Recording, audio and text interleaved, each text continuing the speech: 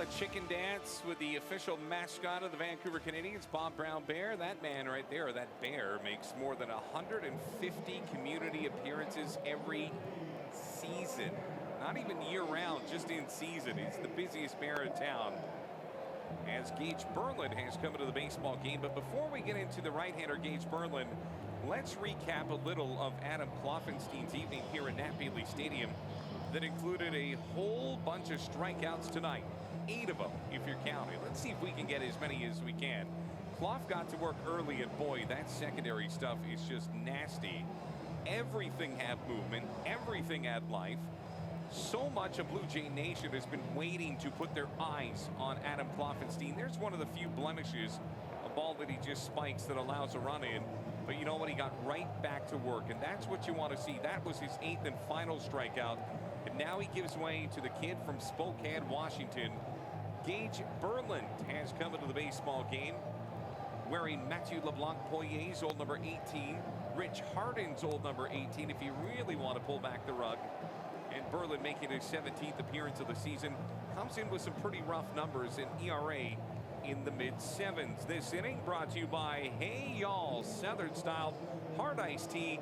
In the South, it is always iced and hard. And of course, we're hoping that maybe the Canadians will put 1 or 2 more balls up on the porch and walk out of here with a series opening victory. Here's Mason House, the first batter that Berlin will face in this game. Pitch misses and the count goes to 1-0. Yeah, and as I said it earlier with Kloffenstein, with young pitchers like that, I like to see that adversity, and I like to see how they handle it. The game's easy when everything is going your way. Well, I want to see you get punched in the mouth a little bit and see how you react to it. And I love the way he came back that 7th inning, even after giving up that solo home run, came back with that strikeout. Hey, like I said, you got to feel good about this one, because sometimes things can be a little worse. And for him, he stayed within himself and he got the job done. Kept his team in the game too, which is important. He absolutely did. Here's another one to our Ask Ricky hashtag. The Blue Jays have 3 young stars that are sons of Hall of Famers. The 3 of them seem to have different motivations. They come across as wanting to win bad. Do you think that growing up with big leaguers has provided them with that extra focus to win, other than just getting paid? Well, I think the biggest thing is they've been around a big league clubhouse their whole life, and 2 of them are Hall of Fame dads. So it definitely helps. It definitely helps. They get to talk to dads who have a lot of insight on how to win and the clubhouse atmosphere and stuff like that. It's 3 guys from 3 different backgrounds, but at the same time, I think they've all come up together, and they're like 3 brothers. And everything I hear is positive, and like I said, can't wait to see them keep growing in that organization, and hopefully you see them win some titles and bring some championships to Toronto. Well, here we go. Nice replay. Here's Gage Berlin's first out, of fastball right down the heart of the plate. And you know, it's funny is you talk to certain pitching coaches and they say he throws a heavy ball. And this is not an Ask Ricky question. This is just a Rob Fai to Ricky Romero question. What's the difference between a guy that throws hard but it's light and the other guys that throw like they're throwing a bowling ball? Well, sometimes you hear guys say that his 98 is flat in the zone. Arm gets long. I can see it for a longer period of time. Guys who are short, quick, those are the guys who throw those bowling balls, sneaky fastballs that kind of pick up speed right at the end. That's the biggest difference right there. Another ball pumped in for a strike. And his 91 looks harder than that. It just looks like it's sneaky. And that's what we call bowling balls. Infield for the Canadians at the ready. Outfield straight up. 3-2 Tri-City. Pitch a little bit inside, 1-2. I wanted to get back to that story of getting called up, or my call-up story. Tito Gaston calls me in the office and said, "You made the team." Tear up a little bit, but he's like, "Hey, there's no time to tear up. Let's go. We got to pack up," because it was the last day of spring training. And he's like, "Go call your mom, go call your dad." And that was probably one of the coolest phone calls I ever had to make. Who'd you get first, the mom or the dad? My mom. No, my dad. He was asleep because it was still early back home. Absolutely. Yeah, and he's like, "What?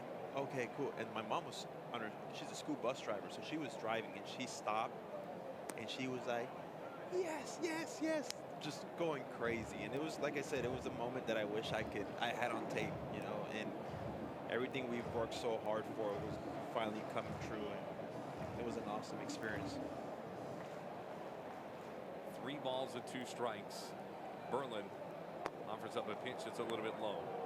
So after striking out Mason House, Jason Pineda finds his way on as he makes his way down the line, and it's going to bring up Matthew Acosta. You know, I'll tell you this, I remember a lot of little details in baseball. It's kind of a blessing and a curse. I remember Ryan Dempster calling me after he had been called up to the Florida Marlins, and I thought to myself, I was so taken aback that amidst all of that moment that he still remembered his friends. And then I realized, as you know, things progressed through my life, John Schneider called me when he was about to make his debut in the major leagues as a coach. And there's a little ball bled into left field. Will it drop? It will. So that's going to put runners at first and second here with just the one out in the top of the 7th. But Ricky, I guess my question to you is, we always talk about the moms and the dads and those special moments, but do you realize the impact that it has on your friends, your boys, you know, those who are with you early on, that have stuck with you all the way through? Do you still keep in contact with those guys, even though your world probably has a black book and a Rolodex that is far superior to many common folk? Yeah, I try to. Yeah, my college roommates are some of my best friends. Justin Turner being one of them, from the Los Angeles Dodgers. Danny Dorn, who got to play in the big leagues with the Arizona Diamondbacks, and Blake Davis, who also got to play in the big leagues with the Baltimore Orioles. So it was a special group. My 3 roommates all got to play in the big leagues. I faced 2 of them in the big leagues. So, and to this day, we're like brothers. And when I got called up, those were some of the guys that I first gave them a text, shot them a text, and was like, hey, I did it, and stuff like that. So, yeah, for me, that part of it is important. Like I said, those guys were with me. We were together through a lot of cool times in college at Cal State Fullerton, winning national championships and all that good stuff. But when it came down to it, and it was time for me to be a professional, because they all came back for their senior year, you know, they were some of the first ones to know that I made it to the big leagues. Actually, it was a few years after. They were still in the minor leagues, and I gave them that call. So let's see what Jordy Barley can do here to help extend Tri-City's lead. Berlin got off to a good start. Blew it right past Mason House, but Pineda walked. Acosta drew a little flare into left field, and now it's the top of the order for Tri-City. In for a strike. This is a good one. Ricky, what is the biggest highlight of your career, including time during your retirement? Why? So post-career. Yeah. Everything since the final pitch that you threw. I'd say the birth of my 2 sons. Come on. Okay, beyond that, that's a gimme. That's a gimme. Yeah.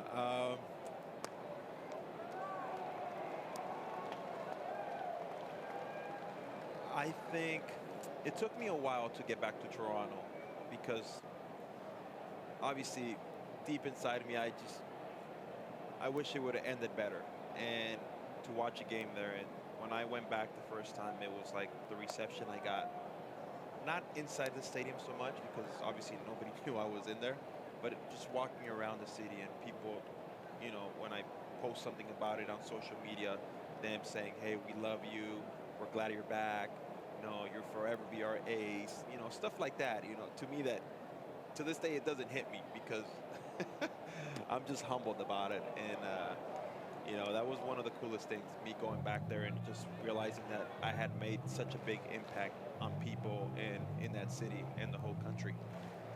It was a tough way for you to fall from grace.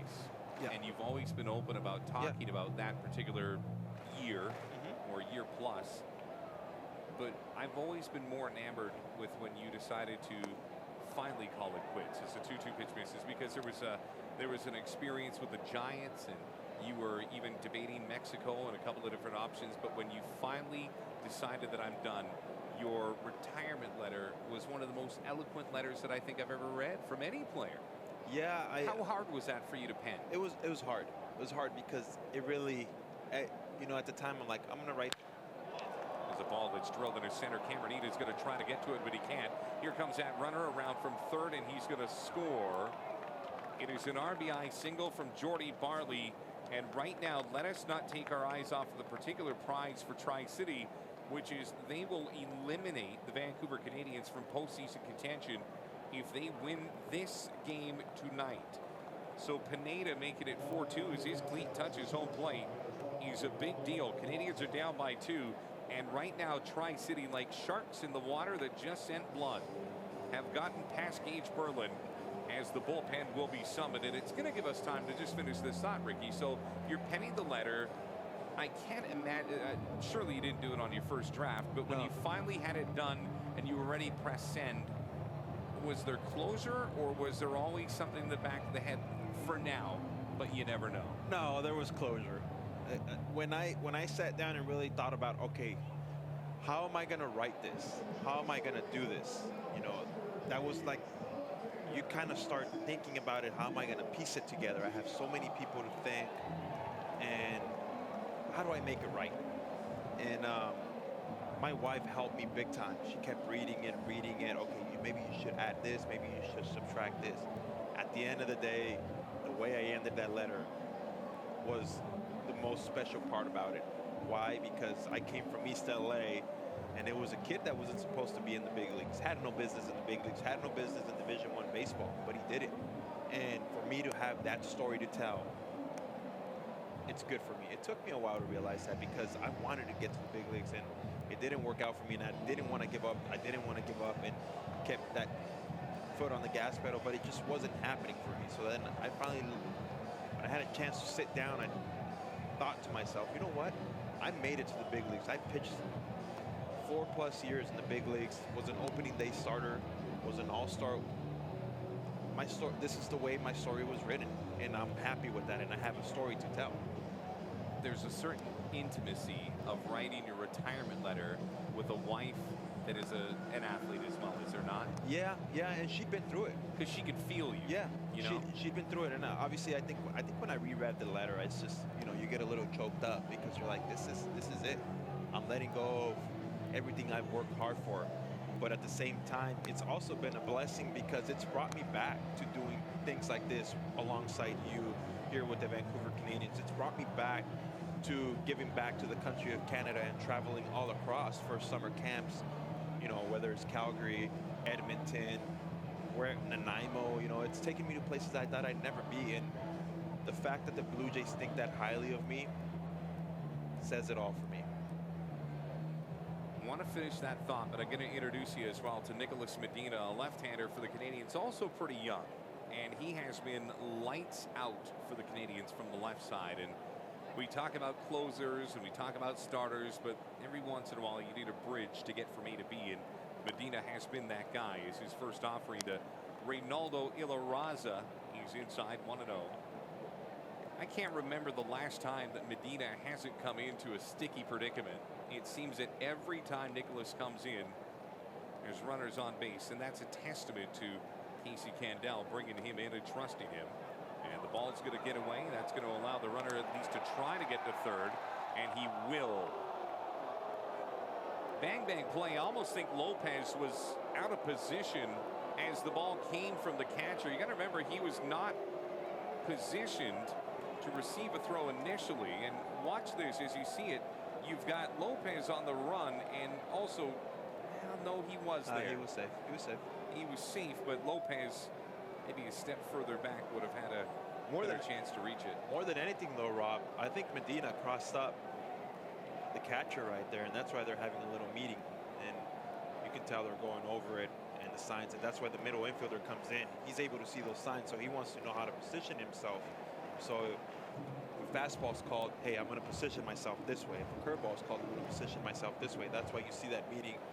When you see middle infielders come in, they want to know what's being called. Medina checks that runner. Canadians infield is drawn in, and now there's another pitch that pops out of the glove upright. Quick to the baseball, so nobody advances. See more and more of these players wearing that oven mitt type of device. It's something guys who slide head first use now to make sure that their fingers don't get jammed up when they're sliding into base. 4-2 Tri-City, but with just one out, they have two runners in scoring position. It's a pitch that is up and the bases are loaded. Raza was 0 for 3 with 2 strikeouts, but he finds his way on, and now Logan Driscoll's going to step in. I'd like to say it was a good walk. You load the bases here, you're 1 pitch away from a double play. And now you'll see the infield configured to that as the middle infielders will be at double play depth. Lopez at third is several steps off the bag, but yet even with it. And Horwitz over at first is now also off the bag. Horwitz has his hands up. I don't know if he's 100% sure where he should be stationed. Meanwhile, Medina comes set. And it's a slider in for a strike, and the count goes to 0-1. This is a big inning here for the Canadians. They have to minimize the damage here. And they want to stay in this game. They got to put up a 0 somehow, some way right here. And Medina has to step up big time.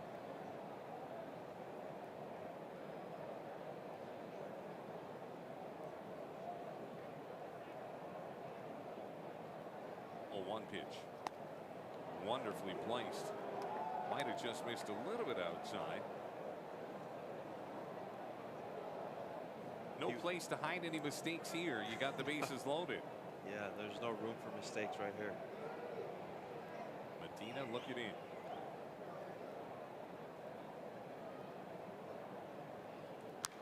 High fly ball into center. Eden's got a decent arm at best.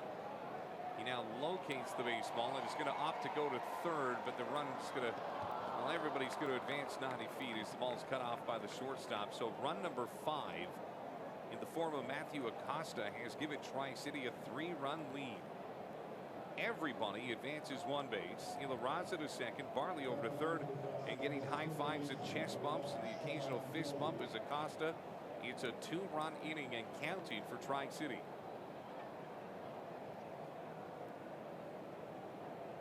These runs are on the watch of Gage Berland, who struggled tonight for the Vancouver Canadians. Berland got the first guy he faced. He struck out Mason House, but then a walk, a single, and another single. That one had an RBI attached to it, and Casey Candell had seen enough. So Sean Gilby's in the box, no balls and 1 strike. Now with 2 outs, and Tri-City enjoying their largest lead of the game. As they try to do something tonight they haven't done all year. Pitch misses low and away. Tri-City is 0-6 this year in Vancouver. Isn't that amazing? I wouldn't count the Canadians out yet, though. Oh, no. I'm just saying, just, you know, I feel like I don't know, it's almost like they're that close, you know, offensively, of just getting things going. Like I said, Monday they had a good showing, and today they've put some good swings on the ball, and it's just, like I said, it all starts on that mound, and if sometimes you lose control of things, stuff like that happens. And they've also got a really good record on Sportsnet Pacific, so you never know. 1-2 from Medina, swing and a miss, got him, took a little bit off of it. That is strikeout number 10 for the Canadian staff as a whole. They'll strand a couple of runs, but they allow a couple of runs. So here's what we'll do. We'll stretch it out. We'll come back and we'll see if that Canadians team can take a little of Ricky's optimism, sprinkle it on the bat, and maybe, just maybe, grab themselves a lead here. It's 5-2 Tri-City. You're listening to Vancouver Canadians baseball. You're watching it as well on Sportsnet Pacific.